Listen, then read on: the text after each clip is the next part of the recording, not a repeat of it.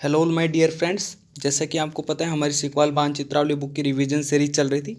पिछली वीडियो के अंदर हमने राजस्थान प्रदेश के अंदर गोवंश और भैंसवंश के बारे में पढ़ा था। इस वीडियो के अंदर हम दो पार्ट में राजस्थान प्रदेश में भेड़वंश और राजस्थान प्रदेश के अंदर बकरी वंश के बारे में पढ़ेंगे।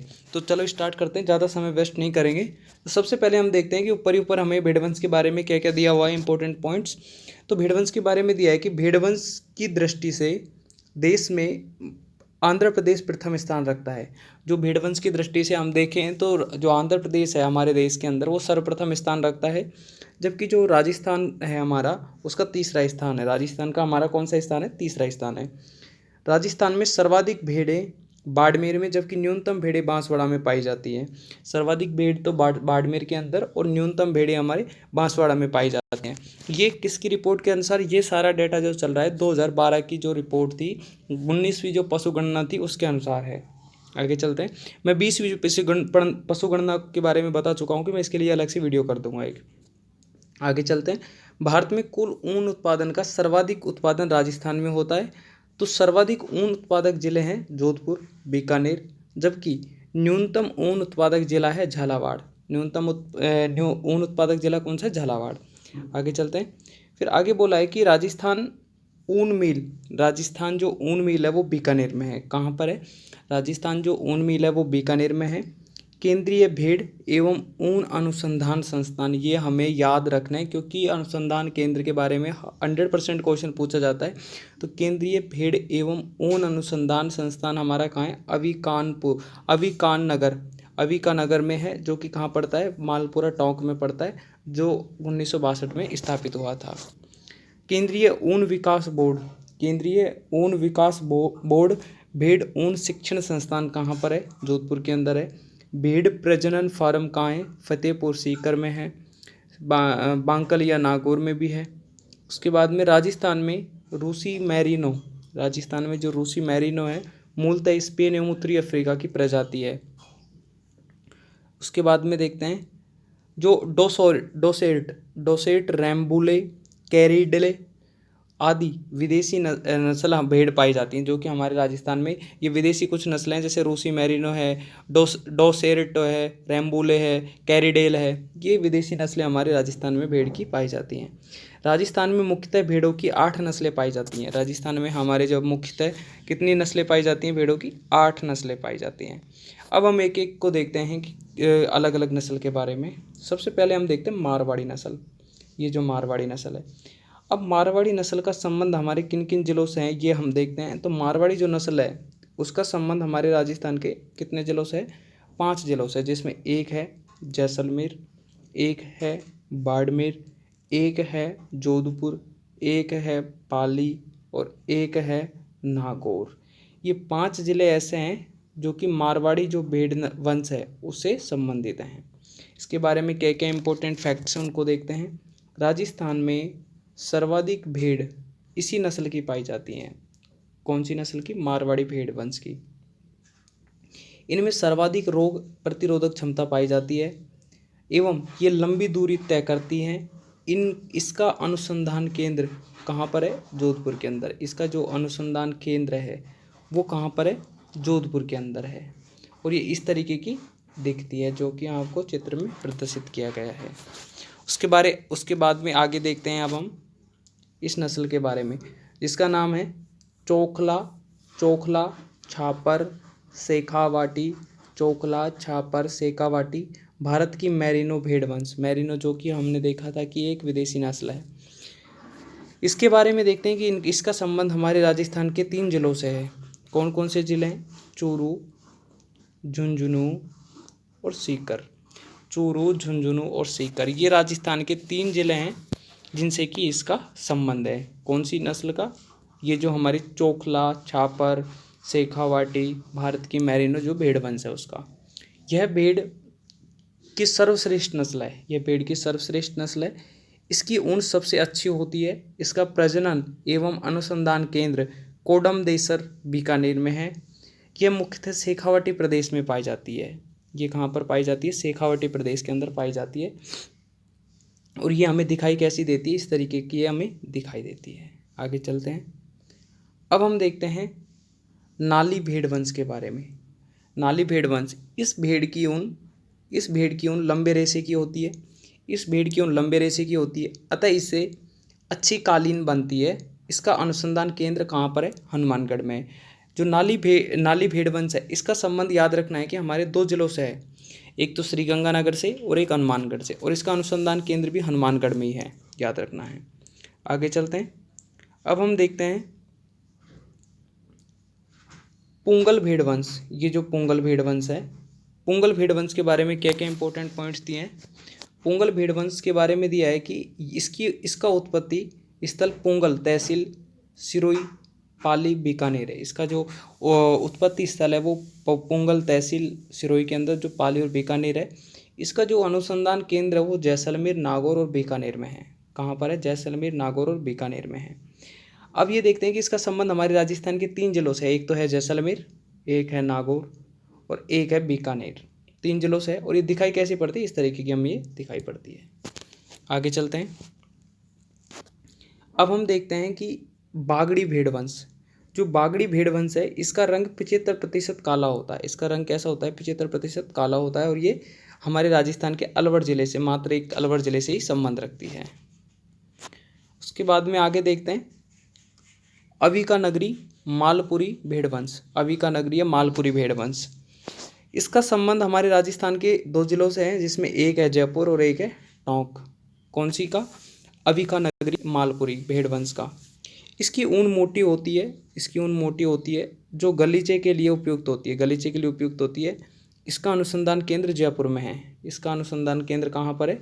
जयपुर के अंदर है। और ये दिखाई कैसी पड़ती है? इस तरीके की दिखाई पड़ती है। आगे चलते हैं। अब हम देखते हैं जैसलमेरी भेड़ वंश। जैसलमेरी भेड़ वंश के बारे में क्या क्या इंपॉर्टेंट पॉइंट्स हैं? जैसलमेरी जो भेड़ वंश है, इसका संबंध सबसे पहले हम देखते हैं कि राजस्थान के 2 जिलों से है, एक है जैसलमेर और एक है जोधपुर। तो जैसलमेरी भेड़ वंश है, यह भेड़ सबसे लंबी व सर्वाधिक ऊन देती है, जो कि गलीचा हेतु उपयुक्त है।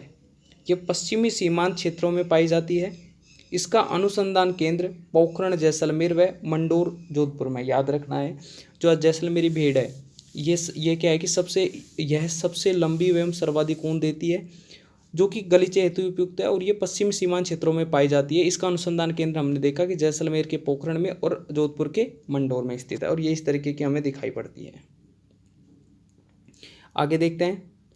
आगे हम बात करते हैं अब खेरी भेड़ वंश के बारे में। जो खेरी भेड़ वंश है, यह भेड़ घुमक्कड़, रेवड़ों में पाई जाती है। ये कहाँ पाई जाती है? घुमक्कड़, रेवड़ों में पाई जाती है, और इसका संबंध मात्र एक हमारे पाली जिले से है, याद रखना है। उसके बाद में अब हम देखते हैं सोनाड़ी चनोथर भेड़ वंश। सोनाड़ी और चनोथर भेड़ वंश के बारे में देखते हैं।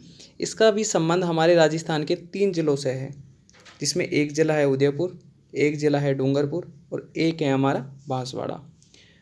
इस भेड़ के कान सबसे लंबे होते हैं, जो चरते समय जमीन को स्पर्श करते हैं। यह द्विप्रयोजनीय नस्ल है। इसका प्रजनन एवं अनुसंधान केंद्र कहाँ पर है? चित्तौड़गढ़ में। कौन सी भेड़ का? सोनाड़ी और चनोथर भेड़ वंश का चित्तौड़गढ़ में अनुसंधान केंद्र, याद रखना है। और ये इस तरीके की दिखाई पड़ती है। आगे चलते हैं। अब हम देखते हैं कि मगरा, चक्री, बीकानेरी, चोखला भेड़ वंश के बारे में। मगरा, चक्री, बीकानेरी और चोखला भेड़ वंश के बारे में। इसकी ऊन कालीन बनाने हेतु उपयुक्त है। यह भेड़ सर्वाधिक मांस देती है। इसका अनुसंधान केंद्र कहाँ पर है? बीकानेर में। और ये हमारे 2 जिलों से संबंध रखती है। कौन कौन से 2 जिले हैं? एक तो हमारा बीकानेर है और एक है हमारा बाड़मेर है। ठीक है, आगे चलते हैं। और ये इस तरीके की हमें दिखाई पड़ती है। कौन सी? मगरा व चक्री, बीकानेरी, चोखला भेड़ वंश। अब कुछ इंपॉर्टेंट पॉइंट्स हैं जो हमें दिए हुए हैं नीचे एक ब्लॉक के अंदर, इनको देख लेते हैं। भेड़ लरड़ी, गारो, गाडर। मादा बच्ची को क्या? उड़नी कहते हैं। नर बच्चे को क्या कहते हैं? ऊण्यो, उड़नियों। भेड़ों के झुंड को क्या कहते हैं? रेवड़। भेड़ों में पाए जाने वाला रोग है तरड़िया। ये कुछ इंपॉर्टेंट फैक्ट्स हैं जो हमें याद रखने हैं। भेड़ इस तरीके के भेड़ों के नाम है लरली, गारो, गाडर। मादा बच्ची को क्या कहते हैं? उड़नी कहते हैं। नर बच्चा को क्या कहते हैं? ऊण्यो या उड़नियों कहते हैं। और भेड़ों का झुंड है उसको रेवड़ कहते हैं। और भेड़ों में पाए जाने वाला रोग है तरड़िया। तरड़िया। ठीक है, अब हम चलते हैं नेक्स्ट पार्ट पर इस वीडियो के। अब इस पार्ट के अंदर हम देखते हैं कि जो प्रदेश में जो बकरी वंश है उसके बारे में देखते हैं, क्या क्या इंपॉर्टेंट फैक्ट्स हमें दिए हुए हैं। सबसे पहले हम देखते हैं कि बकरी वंश की दृष्टि से राजस्थान देश में प्रथम स्थान रखता है। याद रखना है कि जो हमारा देश के अंदर प्रथम स्थान है बकरी में। राजस्थान में सर्वाधिक बकरियां बाड़मेर में, जबकि जो न्यूनतम बकरियां हैं वो धौलपुर में ज़िले में पाई जाती हैं। केंद्रीय बकरी अनुसंधान संस्थान पश्चिमी क्षेत्र अविका नगर मालपुर टोंक 1989 में स्थापित किया। ये याद रखना है, केंद्रीय जो बकरी अनुसंधान के संस्थान है वो भी कहाँ है, अविका नगर मालपुरा टोंक में 1989 में स्थापित हुआ। बकरी विकास एवं चारा उत्पादन केंद्र रामसर अजमेर में स्विट्जरलैंड सरकार की वित्तीय सहयोग से स्थापित है। नागौर के वरुण गांव की बकरियां पूरे देश में प्रसिद्ध हैं। बकरी को गरीब की गाय व रेगिस्तान का चलता फिरता फ्रिज आदि नामों से जाना जाता है। इसके मांस को चेवण कहते हैं। इसके मांस को क्या कहते हैं, चेवण कहते हैं। अब हम देखते हैं जिले वाइज। सबसे पहले बात करते हैं श्री गंगानगर और हनुमानगढ़ की, जो कि लोही बकरी वंश से वो संबंध रखता है। यह बकरी सर्वाधिक मांस देने के लिए प्रसिद्ध है। कौन सी, लोही बकरी वंश, जो कि श्री गंगानगर और हनुमानगढ़ में संबंध रखती है। बात करते हैं मारवाड़ी बकरी वंश की। जो मारवाड़ी बकरी वंश है इसका संबंध हमारे राजस्थान के 4 जिलों से है, जिसमें एक है जैसलमेर, एक है बाड़मेर, एक है जोधपुर और एक है बीकानेर। जैसलमेर, बाड़मेर, बीकानेर, जोधपुर याद रखना है। इसके बारे में क्या दिया है कि राजस्थान में सर्वाधिक बकरी इसी नस्ल की पाई जाती हैं। यह राजस्थान की मूल एवं सबसे पुरानी नस्ल है जो मांस हेतु प्रसिद्ध है और इस तरीके की नस्ल दिखाई दे पड़ती है। उसके बाद अब हम देखते हैं शेखावटी बकरी वंश के बारे में। शेखावटी जो बकरी वंश है ये हमारे राजस्थान के 3 जिलों से संबंध रखती है, चूरू, झुंझुनू और सीकर। इसके बारे में कई इंपॉर्टेंट फैक्ट्स हैं, इनको देखते हैं। जो शेखावटी बकरी वंश है ये राजस्थान की एकमात्र बिना सींग वाली बकरी है जो काजरी के वैज्ञानिकों द्वारा विकसित नस्ल है। काजरी के जो वैज्ञानिक हैं उनके द्वारा इस नस्ल को विकसित किया गया है। काजरी जो कि जोधपुर में पड़ता है, याद रखना है। ये इस तरीके की दिखाई पड़ती है। आगे चलते हैं। अब हम देखते हैं झकराना अलवरी बकरी के बारे में, अलवरी बकरी वंश के बारे में। इसका जो संबंध है वो मात्र अलवर जिले से है। इस बकरी का मूल उत्पत्ति स्थल अलवर की बहरोड तहसील का झकराना गांव है। बकरी बलवान व बाजरे के लिए प्रसिद्ध है। यह बकरी राजस्थान में सर्वाधिक 6 से 7 लीटर दूध देने वाली है, याद रखना। और ये इस तरीके की सफ़ेद इस तरीके की दिखाई पड़ती है। उसके बाद में हम देखते हैं अब सिरोही बकरी वंश के बारे में। सिरोही जो बकरी वंश है इसका संबंध हमारे राजस्थान के 2 जिलों से है, इसमें एक है जालोर, एक है सिरोही। इसका प्रजनन केंद्र रामसर अजमेर में है। इसका प्रजनन केंद्र कहाँ है, रामसर अजमेर में है और ये इस तरीके की दिखाई पड़ती है। उसके बाद अब हम देखते हैं इसके बारे में बारबरी या बड़वारी बकरी वंश के बारे में। जो बारबरी या बड़वारी बकरी वंश है इसका संबंध हमारे राजस्थान के 6 जिलों से है, जिसमें एक है बांसवाड़ा, एक है प्रतापगढ़, एक है डूंगरपुर, एक उदयपुर, एक टोंक है, एक अजमेर है।